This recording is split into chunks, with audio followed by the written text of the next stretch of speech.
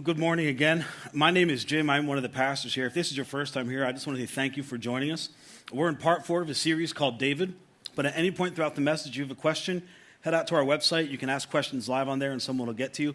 Or you can stop by Journey Central. That's the big kind of rack in the back with all of our stuff on it. Head back there and one of our volunteers would be happy to help you and happy to give you a gift just for being here. We're just glad that you decided to join us this morning. So as I said, we're in part 4 of the series called David. Last week, Paul filled in for me. I was down visiting some family, and he kind of continued our discussion through David. This morning, we're going to take a really interesting look at the life of David. We're going to skip through about 50 to 60 years of history pretty quickly through it. So I would encourage you, if you have a Bible, read the story when you get home because it is completely captivating. If you don't, we'll give you one. Just stop by that table in the back. We'd be happy to give you one for free. But this morning, we're going to continue our talk on the life of David and how it impacts us. So here's how I want to start. The thing that I think is probably the greatest level or greatest measure maybe of an individual's maturity, and maybe the greatest measure of your maturity or my maturity is how we handle our influence, how we handle our authority, maybe even how we handle our power. Or in other words, how we respond when it becomes like completely clear to us that we're the most powerful person in the room. That we're the most powerful, maybe we have the most authority, maybe we've been given the keys to something or we have our own business. When we realize that we're the most kind of authoritative, powerful, influential person in the room, what we do in that moment, what we do with that power, how we kind of leverage that authority and that influence says more about us than almost anything else we would do. It says more about our character, it says more about who we are and the people that we want to become. But at any moment, at any time, when it dawns on us, when all eyes are on us, and when all eyes are kind of looking to us for the answer, looking to us to lead, looking for us for direction, in that moment, the decisions we make will influence not just our lives, but the lives of the people looking to us.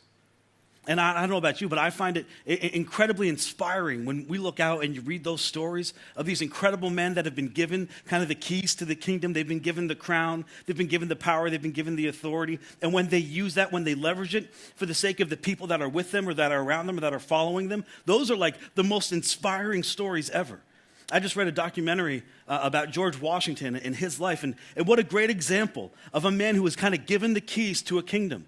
He fought and he won the war, and then the armies kind of came, the people came to him and said, we want you to kind of be our king. I know we call it a president, but be our president forever. And this man, given the keys to the kingdom with all authority, with all power, I mean, every eye looking at him, said, absolutely not. I've seen what happens when a man gets too much power. I'll serve once, but then I'm going to step down. I mean, those are the stories that kind of inspire us, that make us want to follow these kinds of people. And on the flip side, I don't know of anything more disturbing, and maybe you've been in this position, where people kind of live their lives and they use that power, they use that authority, they use that influence for their advantage, they leverage it for their sake, and almost to the neglect of the people that follow them. There's something just kind of disturbing and off-putting and hard about that. You see, my theory is this, that none of us really know what we're going to do in those situations until we're actually handed the keys, until someone hands us the power. No one really knows. We'd like to say, I'd be like George Washington. I'd be the guy that does the right thing, that makes the right decision. But no one really knows until someone comes and hands you the keys or hands you the authority. Or like in David's case, puts the crown on your head. You see, now we're going to pick up with the story with David. He's in middle school. He's about 13 or 14 years old. And this man named Samuel, you've heard about him. The whole story of David is actually in the book of 1st and 2nd Samuel. This man Samuel, he was kind of the second authority. There was King Saul, and under King Saul there was this prophet Samuel. Samuel shows up at David's house to David's father Jesse. He says, hey, Jesse, I'm on this kind of secret mission. I want to invite your whole family to come together, and we're going to perform this little sacrifice. And we'll find out later the reason it was a secret mission was because Samuel was there to anoint the next king of Israel. And the reason he had to keep it secret was because Israel already had a what? A king. Israel already had a king, and unless Samuel felt like losing his head, he had to keep things a little secret. So he was on this secret mission to anoint this person as a king, and he was told from God that it would be in the house of Jesse. So he calls Jesse, says, get all your kids together. We're going to perform this special ceremony, this sacrifice, and I want all of your family together.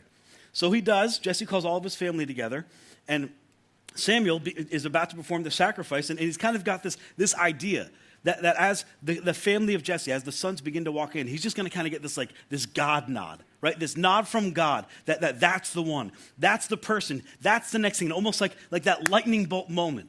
He's the one. The story picks up here in 1 Samuel. When they arrived, Samuel looked at Eliab and thought, this is the oldest. This is Jesse's first. And he's thinking, surely this is the next king. Like, look at him. He's the firstborn. He's tall. He's handsome. He's strapping.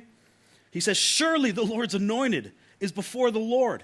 Thinking, this is easy, done. I can go home. We don't have to do the sacrifice. This is it. This is the king. But the Lord said to Samuel, do not consider his appearance, which for us it's really difficult to do, isn't it? When we meet someone, it's not like you know their IQ. You don't know their history or their background. We make a lot of kind of judgment calls based on someone's appearance. And it was that way even in ancient times. They kind of ascribed authority. They kind of ascribed influence and power based on how good someone looked. And we're going to learn something really interesting about the Lord coming up. He says, do not consider his appearance or his height, for I have rejected him. Why? Why did God reject him? The Lord does not look at things people look at. People look at the outward appearance, but the Lord looks at the heart. Or in other words, it's what's inside a man that makes up a man. So ladies, it's what's inside a man, not his appearance, that makes up a man. And men, it's what's inside a woman. So don't judge. And you know what? You guys are hopeless. We'll just keep moving on. It's a lesson to be learned. The story goes on. 6 sons later. So that's the first son. 6 more sons come by. All of them come into Samuel. Samuel's thinking, this could be the one, this could be the one. 6 sons go by and no king. No aha, no God nod, no moment. So he's kind of confused and a little frustrated, and you can imagine how awkward this scenario is going to play out. He kind of leans over to Jesse, and he's like, hey, Jesse, is this all the kids you have? And, if you're Jesse, you're thinking, dude, that's 7 kids. That's not enough, right? It's a little bit awkward. I told you to bring all your kids. Maybe I got something wrong. God said someone was going to be here, and I'd have to anoint him. But is this it? And then Jesse kind of oh, yeah, no, this isn't it. There's one more, he says. There is still the youngest, Jesse answered. He is tending the sheep. Samuel said to him, send for him. We will not sit down until he arrives. And when David shows up, this little shepherd boy, kind of dirty, kind of smelly. He's out with the sheep in the fields. He's young. He's small. When David shows up, he gets the God nod. That's it. I don't know how God told him. It wasn't like he hit him with a lightning bolt like people think that's going to happen. But Samuel knew immediately. And the Lord said this, rise and anoint him. This is the one. And then this strange thing happens. David comes forward. Jesse anoints him with oil. They do their this ceremony, this sacrifice, and then Samuel just kind of packs up and walks away. And the family's just kind of sitting there looking at each other, wondering what just happened? They weren't told anything. There was no indication that Samuel told David or Jesse or anyone that he was there to anoint the next king of Israel. He just poured some oil on this kid's head, performed a sacrifice, and left. And everyone's wondering, what now? What next? For David's little 13 or 14-year-old boy, about 18 months to 2 years later is when he faces Goliath. We learned that in week 1, where he faces this giant Goliath and kills him and is just kind of propelled into instant stardom. He becomes an instant sensation to the nation. And for about 7 years, the next 7 years, things are going good for David, right? The nation loves him. King Saul loves him. King Saul sends him on these missions, and he just comes back successful and successful. There is just this kind of blessing around David, and everything's going great.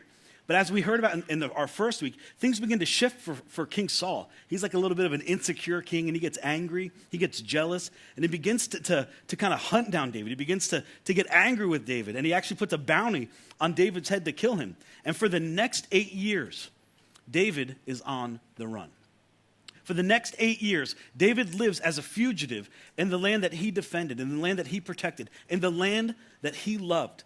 And he and his kind of band of merry men, they're just kind of wandering the hillsides, trying to avoid the Philistines, the army that David destroyed, and trying to avoid King Saul and his men because King Saul's out to kill him. And through this time, David learns these incredible lessons. And one of them in particular that we're going to see modeled throughout this time in the wilderness and throughout David's life as he grows older is this, that it's not about me.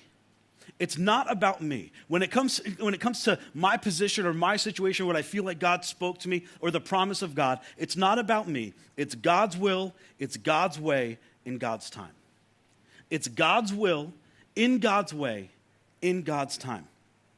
And then there's two kind of interesting stories that indicate David learning this lesson. The first one is a really kind of popular story. You probably heard this if you grew up in church at all.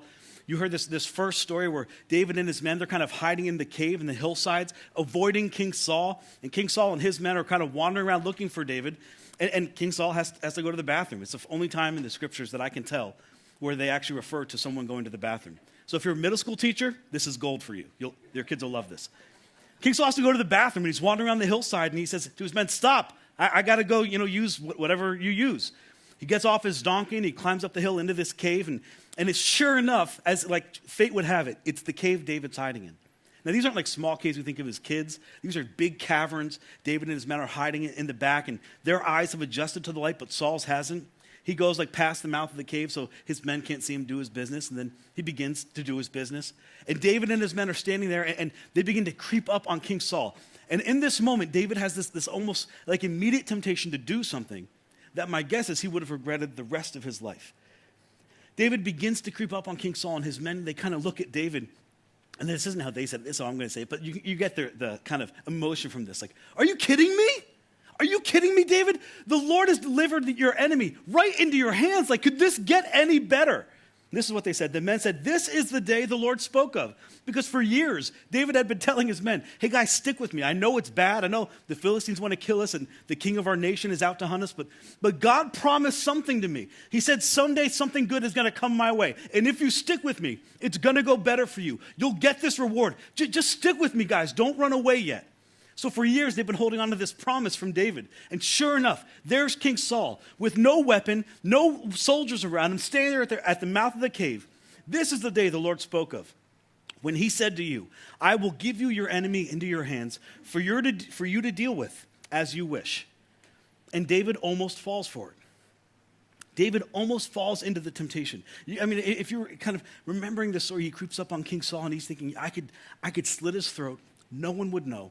I'd walk out to the mouth of the cave and everyone would see. And then all of Saul's army, they would immediately capitulate and make me king because they would know I'm the king. I was the general. I fought the battles. I killed Goliath. I could do it in an instant and get what God promised me. But David says no. He looks at his men and he says, no, I've learned this lesson. I am not going to take my destiny into my own hands. I'm not going to do this. This is wrong. I won't touch the Lord's anointed. Saul finishes his business. He goes and he leaves the cave and gets on his donkey. David then kind of creeps out of the cave, and you can tell he's got a little bit of a mischievous side to him. He kind of creeps his head out, and I know he doesn't say this, but he's kind of getting Saul's attention like, hey, you-hoo, Saul, look who's been here the whole time. He gets to the mouth of the cave, and he's looking out over all of Saul's army, and David says this, may the Lord judge between you and me. I'm not going to judge you. I'm not going to judge anything, Saul, but let the Lord judge between you and me, and may the Lord avenge the wrongs you have done to me. But my hands, they will not touch you. My hands are going to remain clean, King Saul. Although everyone behind me knows, everyone behind me and even in front of me knows that I have the right to defend myself and I had the right to take your life. I didn't do it.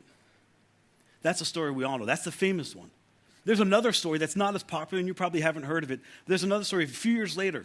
The same kind of wilderness situation. David's wandering around the desert. He's wandering around avoiding King Saul, avoiding other enemies. This has been going on for about 7 or 8 years. King Saul and his armies are in the desert of Ziph. This is kind of a barren wasteland. There's not a lot of hills or mountains. It's just kind of like rolling plains. He's in this in the desert of Ziph, and David has sent out kind of spies to tell him where King Saul is, where the armies is, so David knows how to avoid Saul's army. Well, the news comes back to David that Saul is in this desert of Ziph, and it's kind of wide open. So David, with this little bit of a mischievous side, he kind of said, well, let's go have a look, guys.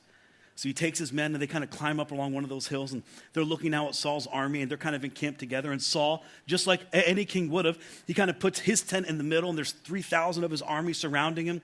He's laying on the ground with his spear next to his head because that's what you did. You're always ready for a fight. David looks out over this army, and again, you can imagine his men are thinking, here it is, David. Like, look at what God has done. Look at the army that's before us. We could attack them while they sleep. David's like, no, I'm not going to do that. I'm not going to head down there. But he kind of leans over to his friend Abishai, and he says, hey, Abishai, I've got a really bad idea. And I want to know if you'll come with me and do this really like kind of bad idea with me. And Abishai's like, yeah, sure. Here's where the story picks up. So David and Abishai, they went to the army by night. They kind of creep into the camp at night. And there was Saul, lying asleep inside of his camp with his spear stuck in the ground next to his head. They sneak in past these 3,000 soldiers. They find King Saul. They're standing over the king who's asleep with a spear right next to his head. I mean, like, you got to be thinking, could it have been any more gift wrapped? No one knows. The king's bodyguard Abner's laying right there. No one's awake. All I got to do is pick up the spear and it's done. They're standing over King Saul and Abishai. Abner rather, and the soldiers were lying around him. Abishai said to David, and I'm sure it was much more of a whisper because they are surrounded by 3,000 men. So he kind of whispers in David's ear, today God has delivered your enemy into your hands. Now, David, I know we missed this opportunity a few years ago when Saul was in the cave, and I know you have this kind of like weird religious observation or connection that you feel like you can't touch the Lord's anointed. You can't touch King Saul because he's the king. But David, God hasn't told me that. Like, I can do this. We're right here. Let me kill him. I won't even like mangle his body. Abishai says this to him. Now let me pin him to the ground with one thrust of the spear. I won't strike him twice. Or in other words, I'm not going to mangle him. I'll pick up the spear. We'll go right down through his heart, David, and it'll be over. And you'll get what's been promised to you. You'll be the king that you've been, like everyone knows you should be. It'll be done. And the last thing Saul will see when he opens his eyes is your face as he leaves this life. And you claim what's rightly been given to you. David, I can do it in an instant and no one would know. David says, no, we're not going to do it. I am not going to take into my hands my destiny because it's God's timing and God's way. It's God's will in God's way and in God's timing. So David says, I won't kill him, but let's have a little fun. He said, you grab the spear, I'll grab the water jug, and let's head out. So they head out and they climb back up the mountainside, and they're kind of standing on the hill that's overlooking this camp. The sun begins to rise behind David. So when the soldiers wake up, all they see is this kind of like silhouette of a man up on the mountain, and David begins to yell out, begins to kind of taunt their army. Hey, Abner, you, the king's bodyguard, the guy who was supposed to protect the king, you're a horrible bodyguard. Are you missing anything? And they're in a panic. They kind of recognize David's voice, and now they're worried, like he's going to attack us. They look around. The spear's gone. Saul's water jug's gone. David holds them both up and says, you're a horrible excuse for a bodyguard, and you deserve to die. But I haven't touched you. And then David and his men kind of melt off into the desert, and they can't be found again. He says, I refuse to do this. I refuse to lay my hand on the king. David says to Abishai, don't destroy him, for who can lay a hand on the Lord's anointed and be guiltless? David refused to replace what God had put in place. He refused to replace what God had put there, because after all, it's God's will in God's way in God's time. Well, eventually, and I'm skipping a lot of history here, eventually, King Saul and his son Jonathan, David's best friend, they're killed by the Philistines. They're murdered by the Philistines. These are the two people, the two obstacles that are in the way of David becoming king of the nation of Israel. They're killed by the Philistines. And David mourns their loss. I mean, imagine that. David is like primed to become king. And the two men that are standing in his way, instead of throwing a party when they die, he mourns their loss. He grieves for them. And in this moment of confusion, Israel had 12 tribes, the tribe of Judah, the tribe that David was from. They make David their king. David becomes king of the tribe of Judah. But this interesting thing happens. This man named Ishbosheth, he kind of comes to the forefront. He was one of Saul's other sons. He comes to the forefront. He says, no, I'm king of Israel. And the other 11 tribes side with Ishbosheth. And for the next 7 years, there's this kind of war, this internal civil war struggle in the nation of Israel between the house of David and the house of King Saul. And the whole time this is happening, everyone's kind of looking at David saying, David, why don't you take it? It's yours. You're the king. Everyone knows you're the king. You're the greatest general. You were the greatest bodyguard. You killed the giant. David, it's yours. Why aren't you taking what has been promised to you? Why didn't you seize your destiny when you had the chance? A few years go by, and two brothers decide to take matters into their own hands. One afternoon, Ishbosheth is sleeping in his house in his bed taking a nap. And these two brothers, they kind of creep in, and they're thinking, if David won't do what David should do, we're going to do it for him. They creep into his room, and they kill him, and they cut off Ishbosheth's head. And they begin to run back to David, thinking, we did it. we're going to get a reward. We removed the last obstacle. Now David can be king over the entire nation of Israel. We just removed the obstacles for David. They run back almost proudful, telling David this. Excuse me. They brought the head of Ishbosheth to David at Hebron and said to the king, "Here is the head of Ishbosheth, son of Saul, your enemy who tried to kill you." And there's a little bit of a background on beheadings. I know that sounds kind of gross, but in this day, there was like a lot of beheadings. There's a lot of beheadings in the Old Testament. There's a lot of beheadings in ancient times, and here's why. And you can use this later on. It's because they had no iPhones. It's the truth. No one had a camera. There was no way to actually report that someone was dead unless you actually had their head, right? The only way to prove that you killed someone, the only way to prove that someone was dead is if you had their head. So these two guys, they sneak into the house, they kill Ishbosheth, they come back with the head, they give it to David, and David's reaction isn't exactly what they kind of thought it would be. David looks at these two brothers who just removed Ishbosheth, this obstacle, if you would, that was keeping David from becoming king. And David looks at the brothers and says this: "As surely as the Lord lives, who has delivered me out of every trouble, as surely as the Lord who has kept me in his hands, who has kept me free from harm, all of these years when I was running, all of those years in the wilderness, as surely as the Lord lives, who have kept me out of trouble, the Lord who didn't ask you for your help, but you decided to get involved anyway. When someone told me that Saul is dead, and they thought they were bringing me good news, I seized him and I put him to death. That was their reward for the news they brought me." And now you can imagine these two brothers, the smile kind of like goes off their face.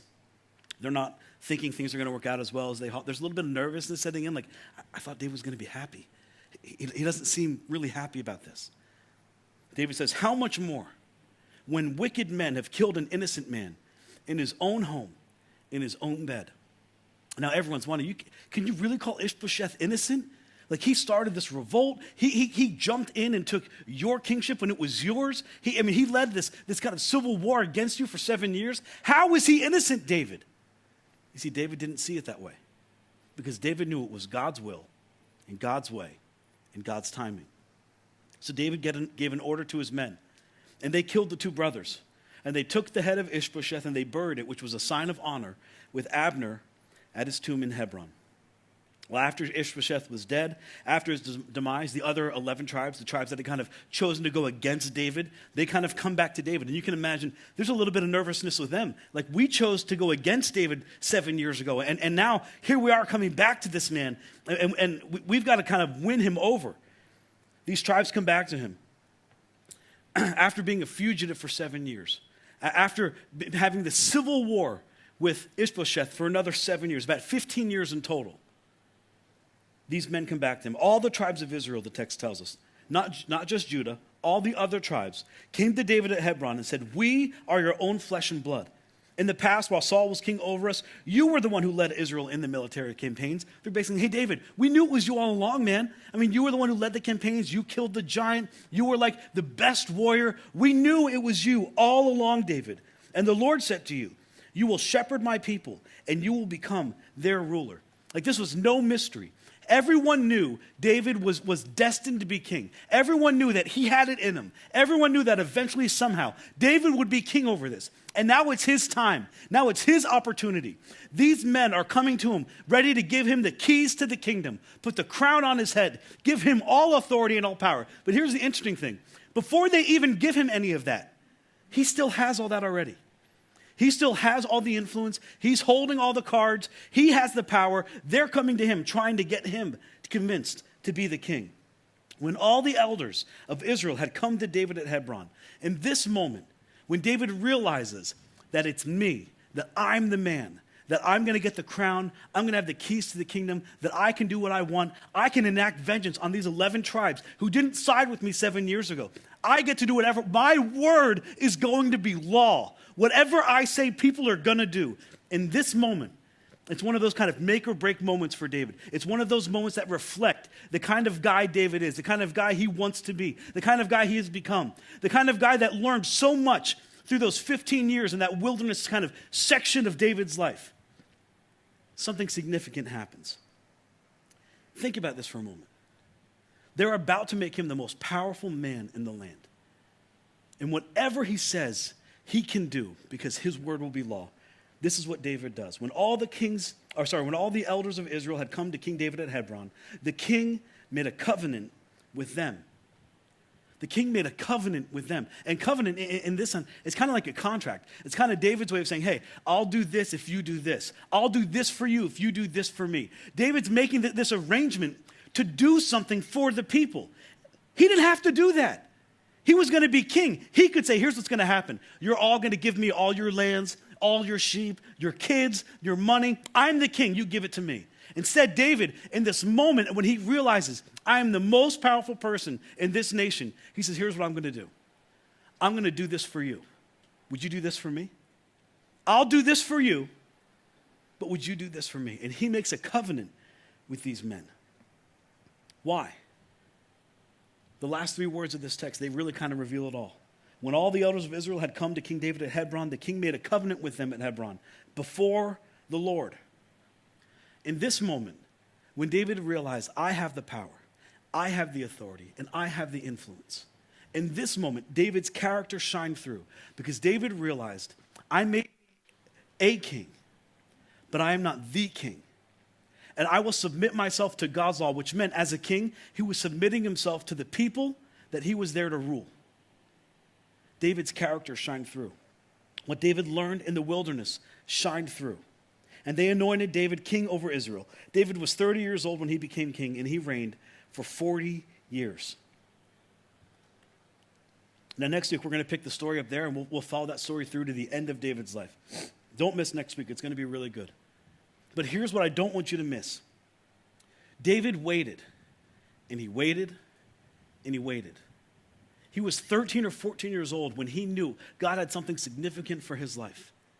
And for 15 years, he kind of waited and wandered, and it wasn't an easy 15 years. He was a fugitive. He was on the run for his life. Enemies were all around him, ready to close in on him. Yet he waited because David knew it's not my way. It's God's will and God's way and God's timing. I can't, and I'm sorry from that time when he's 22 and he did that horrible thing like we talked about. David learned this lesson that all of us need to learn. Is that leadership is stewardship, and kings are accountable. And while this is like an incredibly inspiring story about David making the hard call for the sake of the other people, and it is incredibly inspiring, it's more than just inspiration. Because as a Christ follower, as a Christian, this kind of greatness, it's required from us. You see, if you're not a Christ follower, or you're not a Christian, or this is your first time in church, and you're just kind of here to get a cup of coffee and a good donut, and you hear this, and it's inspiring, and that's awesome. But if you call Jesus your Messiah, if you kind of submitted yourself to him, this kind of inspiration isn't just something that we look up to. It's inspiration that's required from us. It's inspiration that we are required to do. And this is how we know. About 1,000 years later, and I know it's hard for us to imagine 1,000 years because some of us are only like 20 years old. About 1,000 years later, 20 miles north of Hebron in the city of Jerusalem, David's most famous descendant, Jesus, models this kind of decision, models this kind of submission, models this kind of influence. But he puts a little twist on it. John, you guys have heard of John. John was the beloved. He was kind of Jesus' close friend. He was there. And he records this incredible story about Jesus and how Jesus modeled this kind of leadership, how Jesus modeled this kind of influence. And I'm sure later on, John would kind of interview Jesus and ask about all the intricate details of what happened. But here's what we know. Here's what John says. It was just before the Passover festival. And the Passover is kind of this big deal in this Jewish culture, and it's still a big deal for some Jewish cultures today where they celebrate this kind of escape where God delivered the nation of Israel out of Egyptian slavery. They throw this big feast, this big meal. Jesus and all his disciples are gathered together in what they call the upper room. It's a special place for a special meal. And at that moment, sitting with his disciples, something happens. John says that Jesus knew in this moment that the hour had come to leave this world and to go with the Father. Jesus knew that in just a few hours, he would be arrested, he would be wrongly tried, and he'd be crucified. And in this moment, where he gets this clarity that something significant is about to happen, that he's about to be departed, that this is his last Passover with his disciples, when something this kind of big kind of goes off in his mind. I don't know how it happened. I know Jesus is God, but it's almost like he had this revelation that he didn't have before, that it's about to end. that things are about to come to an end. And very much like David, this is so fascinating. Very much like David, Jesus had been anointed to be God. He'd been anointed to be the Messiah. And the very people who were supposed to identify the Messiah when they came, they chased Jesus around the countryside for 3 years, making accusations against him. These are the people that were supposed to identify him, are going to be the people that wrongly accuse him, that arrest him, and that have him crucified. The very same way, God's anointed has to wait. And it's not an easy wait. It's a hard wait. Jesus is waiting, and this moment comes upon him. John tells us that Jesus knew that the Father had put, and I want us to read this next phrase together, that the Father had put all things. Jesus knew that the Father had put, say it again. If you're at home and you're watching this later, I want you to say it with us. Jesus knew that the Father had put all things. Everything. Every person, every army, every nation, every rock, every tree, everything that you could see, that you could touch, that you could smell, everything was put under his authority. I mean, imagine that moment. Jesus is sitting there and he has this thought, this revelation. God has put everything underneath me. I have power and authority over everything and everyone. I mean, this is that moment where this incredible man realizes, I am God. I am the Son of God, and everyone here has been put under my authority. Jesus knew that the Father had put all things under his power, and that he had come from God and was returning to God. And in this moment, this kind of ideal moment when he realizes, I'm the most important person in the room, I am the most powerful, most influential, most authoritative person in the room, what does Jesus do? John tells us he gets up. Here's the question for you. What do you do? What do you do when you realize you're the most powerful person in the room? What do you do when you're king and you realize that you have all authority and all power and all influence? What did Jesus do? The text tells us he gets up from the meal and he took off his outer clothing and he wrapped a towel around his waist. And the disciples sitting in the room, you have to imagine the emotion. They're sitting in this room having dinner and they see this man, this powerful man, get up. And they know what he's about to do. As a matter of fact, Peter steps up and he's like, no, Jesus, you are not going to do what I think you're about to do. We have servants, we have slaves for this. You are not going to wash my feet. You're my teacher. You're my rabbi. You're the Son of God. You're the most powerful person to ever walk the earth. You are not about to do what I think you're about to do, Jesus. Besides that, I've seen what your hands can do. I watched as you healed people. I watched as a dead person came back to life when you put your hand on him. Jesus, don't do this. And the tension in the room builds, and it's kind of thick, and everyone's uncomfortable, and no one wants to say anything. And Jesus just kind of smiles, and he gets down on his knees. After that, he poured water into a basin, and he began to wash his disciples' feet, drying them with a towel that he had wrapped around his waist. And afterward, he stood up, and he took the towel off and he put on his priestly robe again, the robe that signified that he is the rabbi, that he is the teacher, that he has the power and the authority. And he sits at the table. And you can just imagine the emotion and the drama in this moment. No one's saying a thing. No one needs to say a thing. Because in that moment, Jesus preached the most dynamic message he would ever preach to them without ever saying a word. They knew what was done. They knew what he was asking him to do. Jesus didn't have to say anything. But he did say something. And I think he said it for your sake. And I think he said it for my sake. Jesus says this, now that I, your Lord and teacher, have washed your feet, you also should wash one another's feet. I have set for you an example that you should do as I have done for you. If I'm not too good to wash your feet, you're not too good to wash each other's feet. At that moment, guys, when you realize that you have the power, that you have the authority, at that moment when you realize, when I leave here, that you're it, here's what I want you to do. I want you to look for more feet to wash. I want you to look for more feet to wash. Because perhaps the greatest indicator of our maturity is how we handle our authority, our power, and our influence. Perhaps more than anything else, more than any other situation, the way to tell someone's character and someone's greatness is how they leverage their power and their authority and their influence for the sake of someone else. Jesus, our Savior, the Son of God, said, if I'm not too good to wash your feet, then you're not too good to wash someone else's. How do you respond when it dawns on you that you're the most powerful person in the room? Maybe it's the boardroom. Maybe it's the locker room. Maybe it's the classroom. Maybe it's at home in your living room. To some degree, we've all kind of been handed the keys, haven't we? Whether we're running a business or we're a manager or a schedule or we're just at home and we're the parents, or you're in school and you're the leader, or you're the captain of a team. To some degree, we've all been given some level of influence and authority. What do you do with that? Is it leveraged for your sake? Jesus says, in that moment when you realize, I want you to look for more feet to wash. Don't use it for your sake. Use it for the sake of those around you. You see, when you're the most powerful person in the room, the best thing you could do is leverage your power for the benefit of the other people in the room. That's what Jesus modeled. That's what David modeled. And it has the ability to change the world, doesn't it? When you're the most powerful person in a relationship, when you're the most powerful person at work, when you're the most powerful person at home, leverage that power for the benefit of the other people involved. That's the lesson David learned in the desert. That's the lesson Jesus is trying to teach us. And if you're a Christian, that is required of you. And it's what's required of me. Because after all, after all, the Son of Man did not come to be served, but to serve and to give his life as a ransom for many. You see, that kind of influence, that kind of leadership, it changed the world once.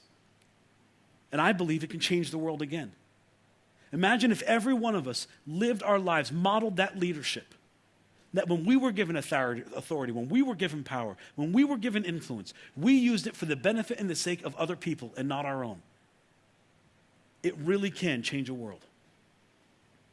I believe it has the power to do it. And I believe it's what's required of us if we identify with Jesus and call him Savior. Let me pray for you. Heavenly Father, I thank you. I thank you for this incredible text. I thank you for this narrative that has been saved and just kept together for thousands and thousands of years, that we could read about this incredible man, David, and what he did and his influence. And more than that, God, what he learned, that it was your will, in your way, and in your timing. And regardless how long he has to wait, your promises will come true.